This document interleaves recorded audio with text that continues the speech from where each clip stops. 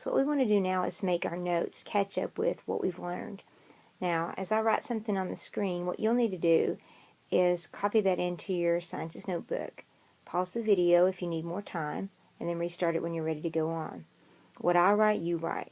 Now, I'm using a different tool this time, and so my handwriting is pretty bad with this tool. I don't think it's really good for left-handed people, but just bear with me. So, we know now that photosynthesis is the process by which plants make their own food.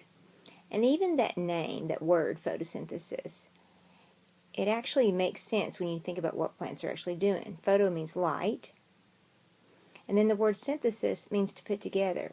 So what plants are doing are putting together their own food using light. We also saw that plants basically have a list of things that they need to have in order for photosynthesis to take place, in order for them to produce or make their own food.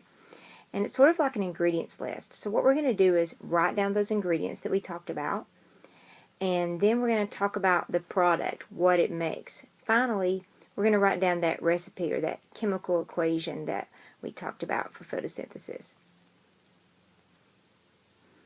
So, on your page, write down the word ingredients.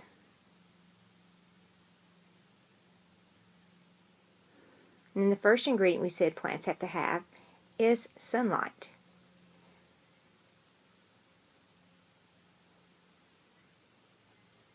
Remember that plants use the energy from the sun to break apart and rearrange the rest of the ingredients in order to make their food, the sugar that they're making. Also, the plant needs to have water. And then finally, the plant needs to have carbon dioxide gas.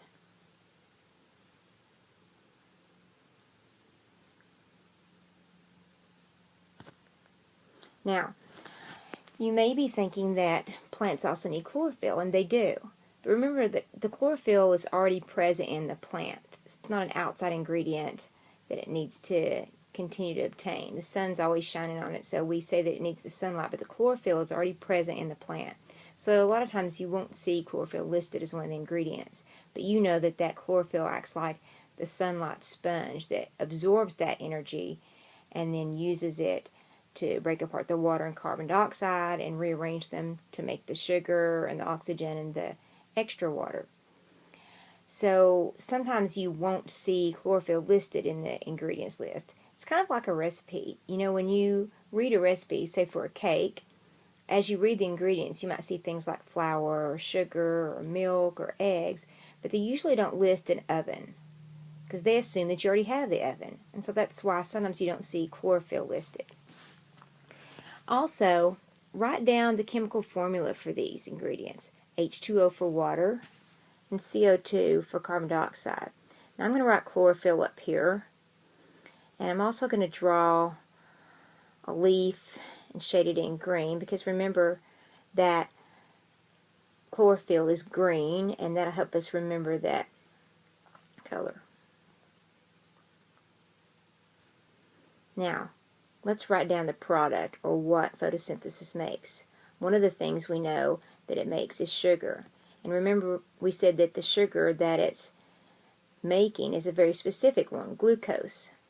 Also, we talked about there are lots of different kinds of sugar, and glucose is the primary one that we're talking about. Now, the chemical formula for glucose is C6H12O6. Remember, that means that there are 6 atoms of carbon, 12 atoms of hydrogen, and 6 of oxygen in each molecule of glucose. And the plant makes that sugar, and then it stores it, and then uses it as it needs it. But remember that the plant also makes some oxygen. Now, some of the oxygen the plant uses, it uses it to help it break down that sugar. But the excess oxygen is released through those stoma, those opening in the leaves of the plant. And also, one of the byproducts of photosynthesis is water. The plant also makes some water in the process of making its food. A lot of the 5th grade textbooks don't list water because I guess they think, oh, that will confuse the 5th graders. They must not know 5th graders very well. And if the plant is running short on water, it will use that water, but if there's plenty of water already stored in the plant, then it will also release that water and water vapor through the stoma back into the air. You may have noticed that as you go through a forest, a lot of time you'll feel it's really damp because the plants, all those trees are releasing that water vapor back into the air.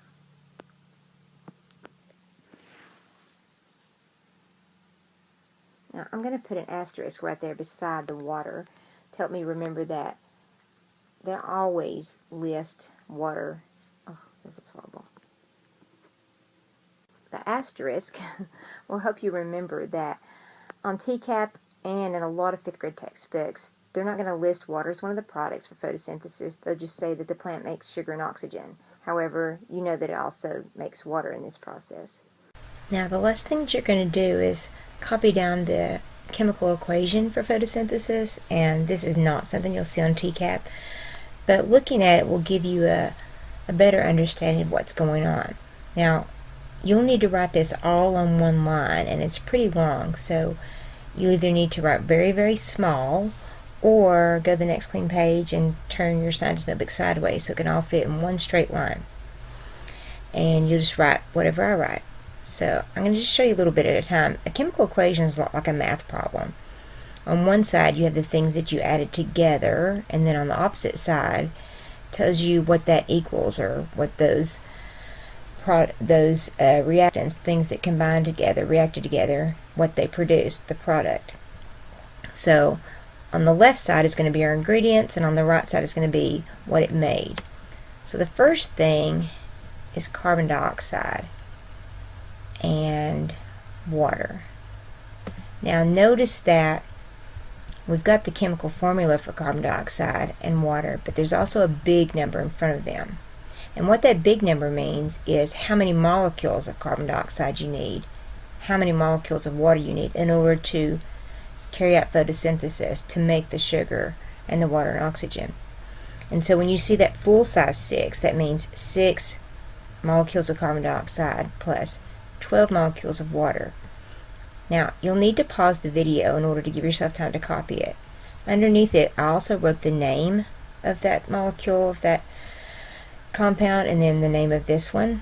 And above it I put sunlight, because remember, sunlight's not really one of the ingredients. It's something, that the plant uses to carry it out. And then after you've written that, you'll need to draw this arrow. This is the yield sign. It's kind of like the equal sign.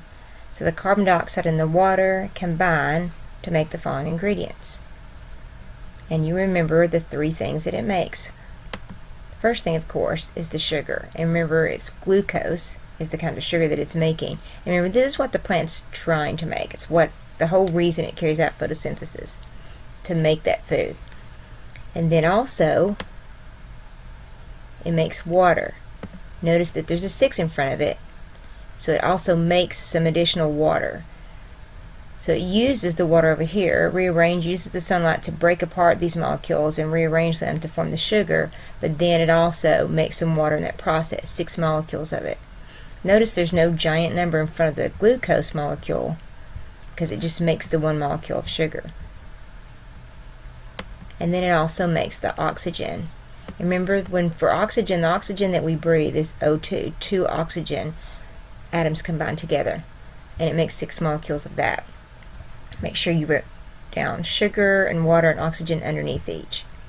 And so the way to read this is that carbon dioxide and water combine using the energy of sunlight together, and they get rearranged to produce 1 molecule of sugar, 6 molecules of water, and then 6 molecules of oxygen. Also remember that on TCAP, they're probably not going to have water in the list of things that it makes, and it's also not listed in our textbook, but we've already addressed that. Typically it'll say that photosynthesis produces sugar and oxygen, and it uses carbon dioxide gas and water and energy from the sunlight, and that sunlight gets absorbed into the chlorophyll in the cells of the plant.